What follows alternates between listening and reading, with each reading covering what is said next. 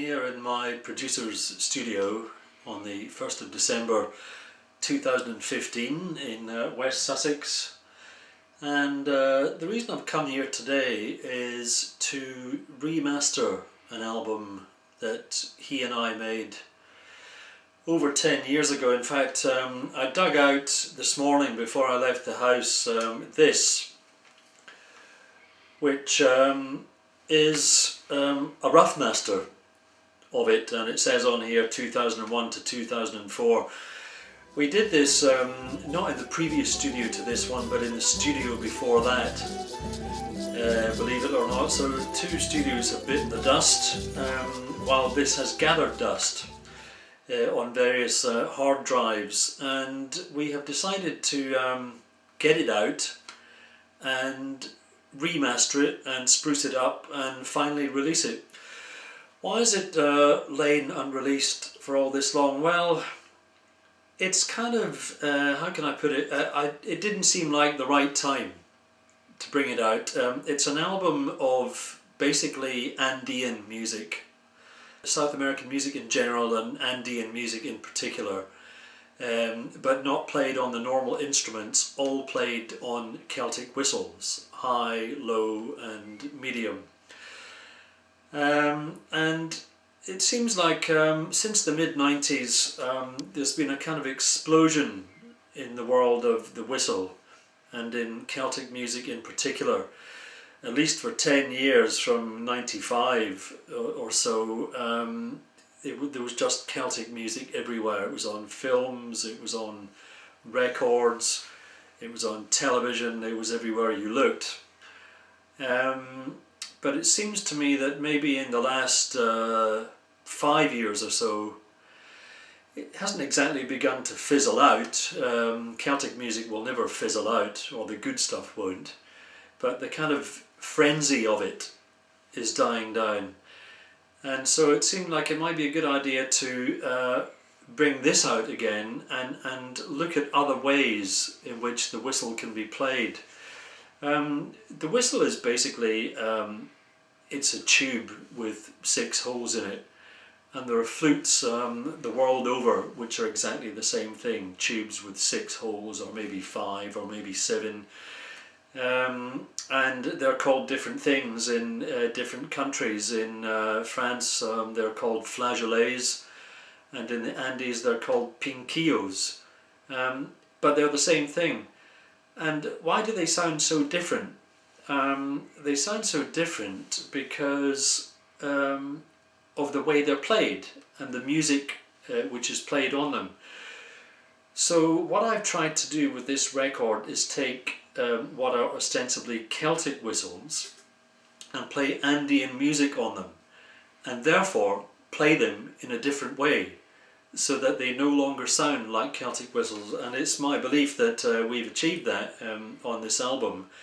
I've used different techniques to play the Celtic whistle. I've used more tonguing, I've used different ornamentation, and I've used different methods of blowing.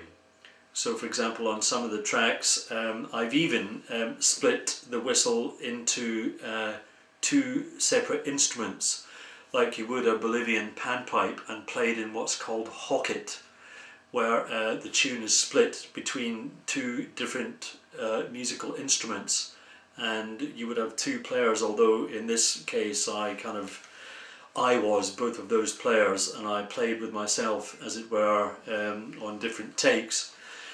So I would give some of the notes to one whistle and the in-between notes to the other whistle, and I would play them against each other as though they were panpipes, and blowing them quite with huge lungfuls of air per note, like you would play a panpipe.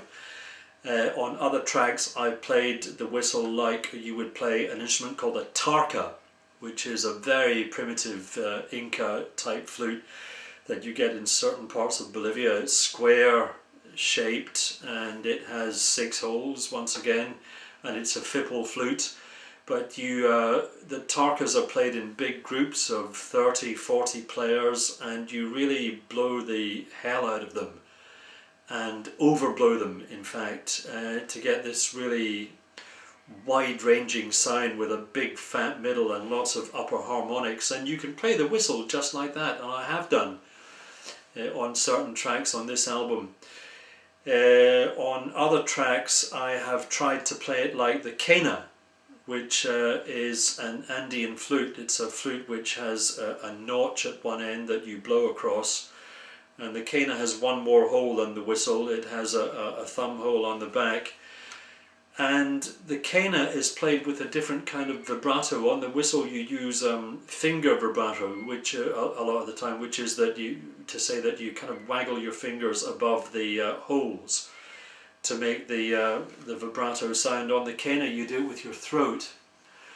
And so on certain of the tracks on this album I played the whistle with throat vibrato, and tonguing, and quena ornamentation, which is completely different to whistle ornamentation. It's slower and it takes place at a different part of the note, sometimes not right at the beginning of the note but like halfway through it.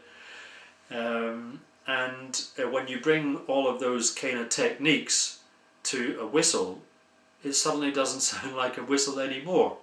It sounds like a quena, or hopefully a pinquillo, which is the Andean version of the whistle.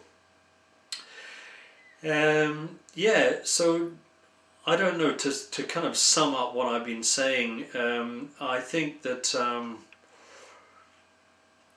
to me it's a successful album. It's achieved what it set out to do, which is to show that the Celtic whistle can be played in a completely different way. It can play Andean music, and that music sounds Andean.